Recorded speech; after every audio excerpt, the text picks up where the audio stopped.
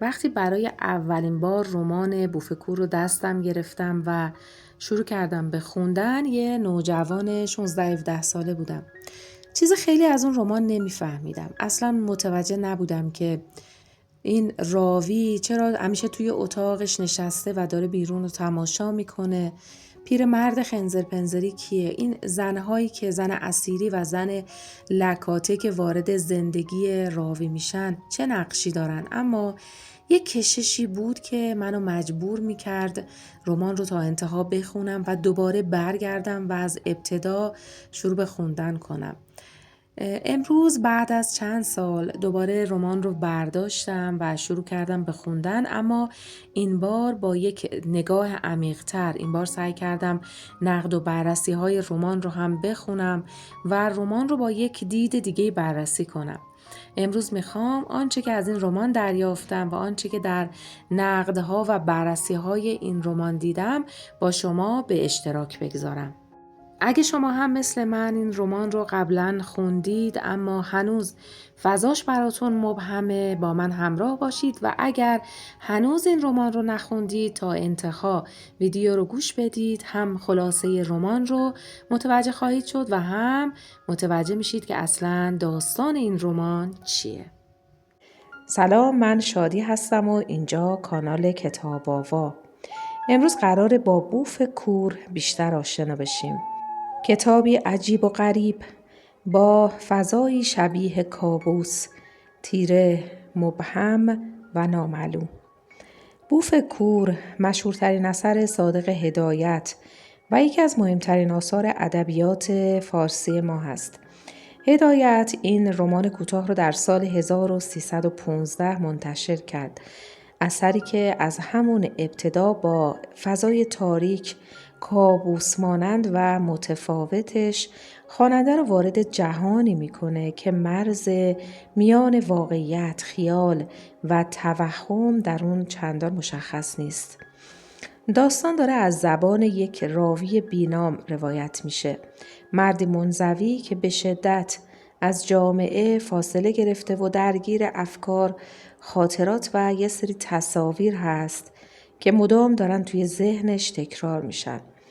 اون تقریبا تمام جهان بیرون رو داره از پشت پنجره و از درون اتاق خودش تجربه میکنه. یکی از مهمترین نکات توی این کتاب اینه که بوفکور مکان مشخص و دقیقی مثل یک شهر یا خیابان نداره. با این حال از بعضی نشونه ها میشه فهمید که فضای داستان به تهران و جامعه ایران دوره خود هدایت نزدیکه، اما باز هم تهران بوفکور تهران واقعی و روزمره نیست. بیشتر شبیه یک شهر غریب، خفه و کابوسوار هست. بخش مهمی از داستان توی اتاق راوی میگذره. اتاقی بسته و تاریک که تقریباً تبدیل شده به جهان شخصی اون. زمان هم مثل مکان همیشه روشن و قابل تشخیص نیست. گاهی احساس میکنیم در یک گذشته واقعی هستیم و لحظه بعد همه چیز انگار یک خواب بوده، یک کابوس بوده. و شاید مهمترین نکته برای خوندن بوفکور این باشه که نباید از همون ابتدا دنبال این باشیم که دقیقاً چه چیزی واقعی هست و چه چیزی خیال هست. خب میخوایم وارد داستان بوفکور بشیم. داستان مردی که توی یک اتاق بسته روبروی سایه نشسته و تصمیم گرفته چیزی رو برای اون تعریف کنه و میگه این رو فقط برای سایه خودم مینویسم. اما برای فهمیدن اینکه این مرد چطور به این نقطه رسید باید برگردیم به جایی که همه چیز شروع شد. تصور کنید توی اتاقی نشستید، اتاقی تاریک و خفه، جایی که هیچ کس صدای شما رو نمیشنوه. شما چیزی برای گفتن دارید، چیزی که سالهاست درونتون مونده، اما یه مشکل وجود داره. هیچ کس جز خودتون نمیتونه اون رو بشنوه. حالا تصور کنید تنها کسی که میتونید براش حرف بزنید سایه روی دیواره. این دقیقاً همون نقطه‌ایه که بوفکور آغاز میشه. راوی داستان میگه در زندگی زخم‌هایی هست که مثل خوره روح را آهسته در انزوا میخورند و میتراشند. این جمله شروع بوفکور هست و این شروع یک شروع ادبی زیبا نیست. یکی از بهترین کلیدها برای فهم کل کتاب شاید همین جمله باشه. راوی از همون ابتدا خودش رو یک آدم جدا افتاده از دیگران معرفی میکنه. کسی که احساس میکنه هیچ کس واقعا اونو نمیفهمه. اون نقاشی میکشه روی قلمدون، اما نه هر تصویری رو. تصویری که بارها و بارها داره تکرار میشه. یه دختر با لباس سیاه که کنار یه جوی آبی ایستاده و پیرمرد خمیده با شال گردن اون دورها دیده میشه. راوی نمیدونه چرا این تصویر رو میکشه، یا شاید بهتره بگیم نمیخواد بدونه. چون این تصویر برای اون فقط یه نقاشی نیست. انگار یه چیزی از درون خودش روی کاغذ بیرون اومده. و اینجا برای اولین بار با یکی از ویژگی‌های مهم شخصیت راوی روبرو میشیم. اون نمیتونه مرز مشخصی بین واقعیت و ذهن خودش بکشه. یه روز اتفاق عجیب میفته. راوی همون صحنه‌ای رو که همیشه میکشید تو دنیای واقعی میبینه. یه دختری پشت پنجره ظاهر میشه. همون دختر با همون لباس سیاه و همون حالت اسرارآمیز. از اینجاست که زندگی راوی برای همیشه تغییر میکنه. اون مجذوب زن میشه. اما این عشق شبیه عشقای معمولی نیست. اون حتی تقریبا چیزی درباره این زن نمیدونه. اسمشو نمیدونه. از زندگیش چیزی نمیدونه. اما احساس میکنه از قبل این زن رو میشناخته. انگار زن از جایی بیرون از زمان اومده باشه. و شاید اینجا بتونیم اولین سوال مهم بوفکور رو مطرح کنیم. آیا راوی واقعا عاشق یک زن شده یا عاشق اون تصویری شده که خودش از زن ساخته؟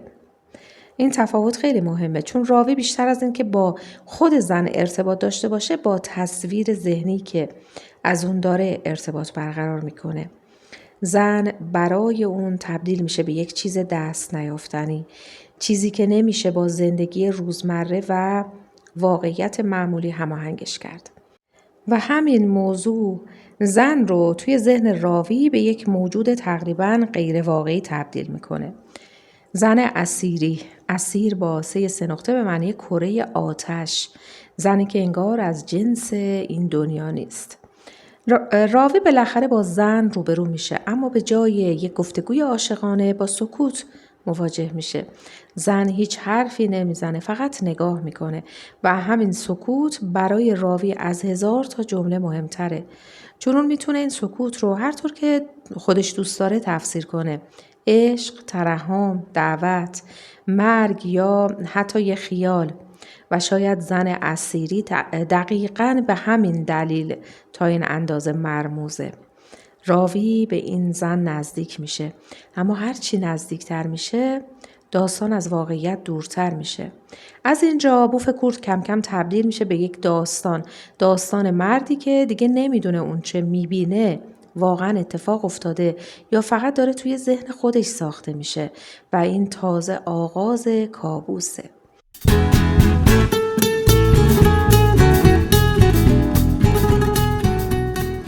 زن اسیری سرانجام به خونه راوی میاد. اما این دیدار برخلاف چیزی که انتظار داریم یک ملاقات عاشقانه نیست. زن روی تخت دراز میکشه، بی حرکت، خاموش، و راوی بهش خیره میشه. فضا هر لحظه بیشتر شبیه یک کابوس میشه. راوی به جای اینکه احساس آرامش کنه بیشتر دچار اضطراب میشه. انگار چیزی در این زن وجود داره که همزمان همون رو جذب میکنه و هم وحشت زده میکنه. و بعد راوی متوجه میشه که زن مرده. اینجا یکی از مهمترین لحظات داستان اتفاق میفته. راوی به جای اینکه با مرگ زن روبرو بشه شروع میکنه به تلاش برای پنهان کردن اون. و همینجا میتونیم یکی از تاریک‌ترین جنبه‌های شخصیت اون رو ببینیم. اون نمیتونه با فقدان کنار بیاد، پس تلاش میکنه مرگ رو کنترل کنه. اون زن رو توی یک صندوق میگذاره و برای دفن کردن آماده میشه. اما توی این مسیر پیرمردی ظاهر میشه. پیرمردی عجیب و خمیده با ظاهری که راوی قبلا اون رو توی نقاشیاش کشیده بود. همون پیرمردی که کنار دختر ایستاده بود و اینجا یک حلقه مهم توی داستان شکل میگیره. اون چی که راوی روی قلمدون میکشید حالا وارد زندگی واقعی اون شده، یا دست کم راوی اینطور تصور میکنه. پیرمرد همراه راوی به سمت گور میره و در این صحنه یکی از مهمترین نمادهای بوف کور ظاهر میشه. گور توی داستان فقط محل دفن زن نیست. میشه اون رو نمادی از ذهن خود راوی هم در نظر گرفت. جایی که خاطرات، ترس‌ها و میل‌های سرکوب شدهش رو دفن میکنه. اما مسئله اینه که چیزهایی که توی ذهن دفن میشن لزوماً از بین نمیرن، گاهی بر میگردن.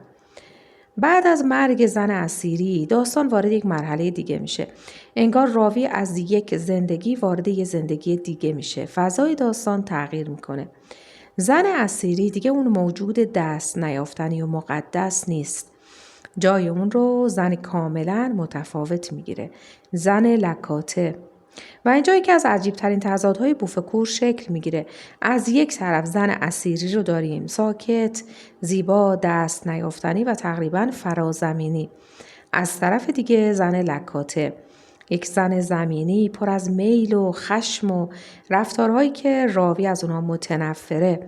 اما نکته عجیب اینجاست، این دو زن اونقدر هم از هم جدا نیستن. ممکنه هر دوشون دو تا تصویر متفاوت باشن از یک زن، یا حتی دو تصویر متفاوت از میل و ذهن خود راوی. و اگه این برداشت رو بپذیریم اتفاق بسیار مهمی رخ میده. راوی دیگه فقط با یک زن مشکل نداره، اون با تصویری که از زن، عشق و رابطه توی ذهن خودش ساخته درگیره.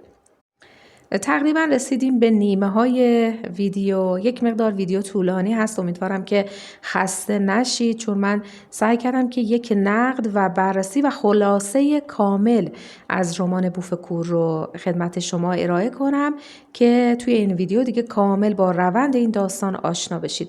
توی این فاصله برای اینکه خستگیتونم در بره دکمه سابسکرایب رو بزنید، ویدیو رو لایک کنید و یک کامنت کوتاه برای من بگذارید تا بریم به ادامه داستان بوف کور. از اینجا به بعد داستان وارد یک مرحله دیگه ای میشه و قرار هست که زن لکاته وارد داستان بشه. رابطه راوی و زن لکاته به شدت بیمار و پرتنش هست. راوی به همسرش یعنی همون زن لکاته بدبینه، بهش اعتماد نداره، احساس میکنه که زن به مردای دیگه تمایل داره، اما در عین حال خودش هم نمیتونه از اون جدا شه. عشق و نفرت توی ذهن راوی در هم تنیده شده و این یکی از مهمترین ویژگی‌های شخصیتی راوی هست. اون آدم‌ها رو یا بیش از حد آرمانی میکنه یا کاملا تحقیرشون میکنه. میان این دوتا حالت جایی برای یک رابطه سالم و واقعی باقی نمیمونه و شاید به همین دلیله که هرچی داستان جلوتر میره ما کمتر میتونیم تشخیص بدیم چه چیزی واقعا اتفاق افتاده و چه چیزی ساخته ذهن راویه. راوی دیگه فقط داستان رو تعریف نمیکنه، ذهن آشفته خودش رو به جای واقعیت به ما نشون میده. حالا باید ببینیم اصلا این زن لکاته کیه؟ چرا راوی اینطور از اون متنفره و مهمتر از همه چه رابطه‌ای میان زن لکاته و زن اسیری وجود داره؟ اگه زن اسیری برای راوی نماد یک عشق دست نیافتنی بود، زن لکاته درست در نقطه مقابله. راوی با زن لکاته زندگی میکنه اما هیچ وقت واقعا اون رو نمیشناسه. اون همسرش رو موجودی هوسران، بی‌وفا و نفرت انگیز میبینه. اما مسئله اینجاست که ما فقط روایت راوی رو داریم میشنویم و راوی هم اصلا قابل اعتماد نیست. اون بارها واقعیت رو از زاویه ذهن خودش تعریف میکنه. ذهنش که پر از سوء ظن، ترس، تنهایی و خیاله. پس وقتی میگه زن به اون خیانت میکنه ما نمیتونیم با اطمینان بگیم که واقعا چنین اتفاقی افتاده. ممکن اتفاق افتاده باشه و ممکن هم هست که بخشی از اون ساخته ذهن بیمار و بدبین راوی باشه و همین ابهام یکی از دلایلی هست که بوف کور هنوز هم بعد از سالها قابل تفسیر هست. راوی از زن لکاته متنفره اما این نفرت یک نفرت ساده نیست. اون همزمان بهش وابسته است. از اون دور میشه، دوباره به سمتش کشیده میشه و مدام درگیره. اینجا با یکی از پیچیده ترین ویژگی های شخصیت راوی مواجه میشیم. اون نمیتونه چیزی رو که از اون متنفره رها کنه. این موضوع فقط درباره زن نیست. راوی در تمام داستان با چیزهایی درگیره که میخواد از اونا فرار کنه، مثل مرگ، عشق، تنهایی، گذشته و حتی خودش. انگار هرچی بیشتر تلاش میکنه که از این چیزها فاصله بگیره، بیشتر توی اونها فرو میره. اما زن لکاته فقط یک شخصیت منفور توی ذهن راوی نیست. اگه کمی از نگاه راوی فاصله بگیریم میتونیم جور دیگه‌ای به اون نگاه کنیم. ما تقریبا هیچ وقت فرصت نداریم خود زن رو بدون فیلتر ذهن راوی ببینیم. اون داره حرفای خودش رو میزنه و ما هم باید اونها رو بپذیریم. ولی احساساتش رو نمیشناسیم. دنیای درونی اون زن برای ما روشن نیست. پس ممکنه چیزی که ما از زن لکاته میبینیم بیشتر از این که شخصیت واقعی اون باشه، تصویری باشه که راوی از اون ساخته. و این دقیقاً همون چیزیه که بوفکور رو ترسناک میکنه. ما حتی نمیتونیم مطمئن بشیم آدمهای داستان همونطوری هستن که راوی میگه. راوی زن اسیری رو میخواد چون میتونه اون رو توی ذهنش کامل و بی‌نقص نگه داره. اما زن لکاته واقعیه، با بدن، میل، رفتار و نقصهای انسانی و شاید راوی از همین واقعی بودن اون وحشت داره. اما حالا اتفاق عجیبی میفته. تصویر زن اسیری دوباره به داستان برمیگرده. همون چشما، همون چهره، همون حس آشنا و راوی کم کم احساس میکنه زن لکاته و زن اسیری به شکل عجیبی به هم مربوطن. اینجا دیگه مرز میان واقعیت و خیال تقریبا از بین میره. آیا راوی با 2 زن متفاوت روبرو هست یا یک زن رو در 2 شکل متفاوت میبینه، یا شاید اصلاً هر دوی اینها فقط ساخته ذهن اون هستن؟ ما پاسخ قاطعی نداریم. شاید هم قرار نیست داشته باشیم، چون بوفکور قرار نیست مثل یک معمای جنایی در پایان جواب نهایی رو جلوی ما بگذاره. بیشتر شبیه ورود به ذهن یک آدمیه که خودش دیگه نمیدونه کدوم تصویر واقعیه و کدوم تصویر ساخته ذهنشه. و اینجاست که مفهوم سایه اهمیت پیدا میکنه. راوی در آغاز داستان میگه فقط برای سایه خودم مینویسم. چرا؟ چون سایه تنها موجودیه که همیشه همراه اونه. اما سایه فقط یک همراه نیست. میشه اون رو بخشی از خود راوی دونست. بخشی که خودش نمیتونه یا نمیخواد بشناسه. سایه همون قسمت تاریک وجود راویه. ترس‌ها، امیال، نفرت‌ها، خاطره‌ها و افکاری که نمیتونه با اونها کنار بیاد، اینها سایه رو تشکیل دادن و شاید تمام داستان گفتگوی یک انسان با همین سایه باشه. انسانی که هرچی بیشتر تلاش میکنه خودش رو بشناسه، بیشتر توی این سایه و توی این تاریکی فرو میره. و حالا داستان به نقطه‌ای میرسه که مرگ، عشق و جنون تقریباً از هم قابل تشخیص نیستند. و در ادامه میرسیم به مهمترین بخش بوفکور، جایی که راوی تصمیم میگیره زن لکاته رو بکشه.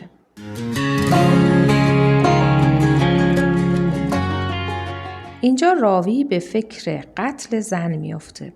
اما اینجا قتل فقط یک جنایت معمولی نیست.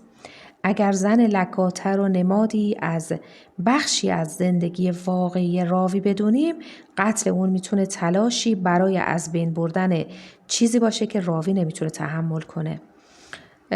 اون میخواد چیزی رو که باعث رنجش شده حذف کنه. اما مشکل اینجاست، آدم نمیتونه از بخشایی از خودش فرار کنه و این همون چیزیه که توی بوفکور بارها تکرار میشه و هر چیزی که راوی سعی میکنه دفن کنه دوباره به یه شکلی برمیگرده. زن اسیری میمیره اما تصویرش باقی میمونه. خاطر از بین میره اما دوباره ظاهر میشه و آدم‌ها تغییر میکنند اما انگار همون الگو دوباره تکرار میشه. در یکی از مهمترین صحنه‌های داستان راوی به سمت زن میره. فضا سنگین و کابوسوار هست. اون چاقویی توی دستش داره و در نهایت زن رو میکشه. اما حتی اینجا هم هدایت اجازه نمیده مطمئن بشیم که دقیقاً چه اتفاقی افتاده. آیا واقعاً زن کشته شده یا دوباره توی ذهن راوی این جنایت اتفاق افتاده؟ این سوال هم بی پاسخ میمونه و شاید حتی مهمتر از این که قتل واقعا اتفاق افتاده یا نه این باشه که چرا راوی اصلا به نقطه‌ای رسیده که تصمیم به قتل گرفته. اون در تمام داستان تلاش میکنه جهان رو مطابق ذهن خودش مرتب کنه. وقتی چیزی با تصویر ذهنی اون سازگار نیست اون رو پس میزنه و حالا به آخرین مرحله کنترل رسیده، حذف کردن. اما درست بعد از این تاریکی دوباره همون تصویر آشنا برمیگرده. پیرمرد خنزرپنزری، همون پیرمردی که قبلا توی نقاشی دیده بودیم و همون پیرمردی که بعد از مرگ زن اسیری خودش رو نشون داد در کنار گور و اینجایی که از مهمترین حلقه های بوف کور کامل میشه. دختر، پیرمرد، چشمها، نقاشی، گور و سایه و همه چیز انگار بارها و بارها تکرار میشه. انگار راوی توی یک چرخه بیپایان گرفتار شده. در داستان بوف کور چشم یکی از نمادهایی هست که بسیار تکرار میشه و خیلی پر اهمیت هست. چشم در بوف کور یک عضو بدن نیست. چیزیه که راوی رو مجذوب میکنه. چشم زن اسیری برای اون یک تصویر فراموش نشدنی هست. اما چشم در این حال، یعنی در عین این که زیبایی رو نشون میده، با دیدن و دیده شدن هم ارتباط داره. راوی خودش رو از جامعه جدا کرده اما همچنان از نگاه دیگران رنج میبره. انگار نمیتونه تحمل کنه که کسی دیگری اون رو ببینه. در عین حال خودش هم دائما دیگران رو زیر نظر داره. این تضاد بخشی از شخصیت اونه. میخواد دیده بشه اما از دیده شدن میترسه. میخواد کسی اون رو بفهمه اما خودش اجازه نزدیک شدن به دیگران نمیده و شاید به همین دلیله که در نهایت تنها کسی که براش میمونه سایه خودشه. بوف کور در واقع داستان راوی نیست. درباره این سوال هست که اگه دیگه روزی نتونیم به ذهن خودمون اعتماد کنیم چه چیزی از واقعیت برامون میمونه؟ و شاید پاسخ بوف کور این باشه: هیچ چیز قطعی نیست، نه عشق، نه مرگ، نه آدمایی که اطراف اون هستن و نه حتی تصویری که از خودمون داریم. و شاید به همین دلیل وقتی کتاب رو میبندیم داستان واقعا تموم نمیشه. شاید بوف کور داستان مردی نیست که سایه‌اش رو میبینه. داستان آدمیه که تمام عمر تلاش میکنه از سایه خودش فرار کنه.